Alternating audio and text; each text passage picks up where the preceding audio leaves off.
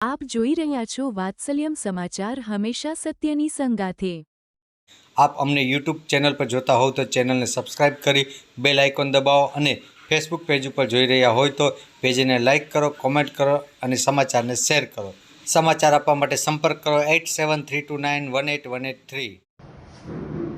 આમ આદમી પાર્ટી 1 ઓગસ્ટથી ગુજરાત જોડો અભિયાનનો પ્રારંભ કરી રહી છે। આમ આદમી પાર્ટી જિલ્લા લેવલે, તાલુકા લેવલે, નગરપાલિકા અને મહાનગરપાલિકાના વોર્ડ લેવલે અમારા તમામ લીડરો દ્વારા અંદાજે 2 મહિના સુધી ગુજરાત જોડો અભિયાન ચાલશે અને જેમાં 2000 જેટલી સભાઓનું આયોજન કરવામાં આવ્યું છે। આગામી સમયમાં ગુજરાતના ભ્રષ્ટાચાર, ભાજપનો ભ્રષ્ટાચારથી થાકી ગયેલી જનતા હશે।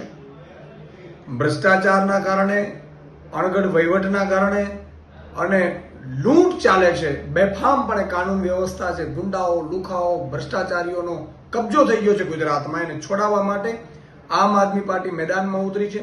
ત્યારે માનનીય અરવિંદ કેજરીવાલજીએ યુવાનોને પણ જે આહવાન કર્યું છે કે યુવાનો આમ આદમી પાર્ટીમાં આવે, આગામી તાલુકા પંચાયત, જિલ્લા પંચાયત, નગરપાલિકા અને મહાનગરપાલિકાની ચૂંટણીઓ લડે, તો એ માટે યુવાનોને પણ હું અપીલ કરી રહ્યો છું ને યુવાનોને જોડવાનો પણ આમાં અભિયાન રાખ્યો છે।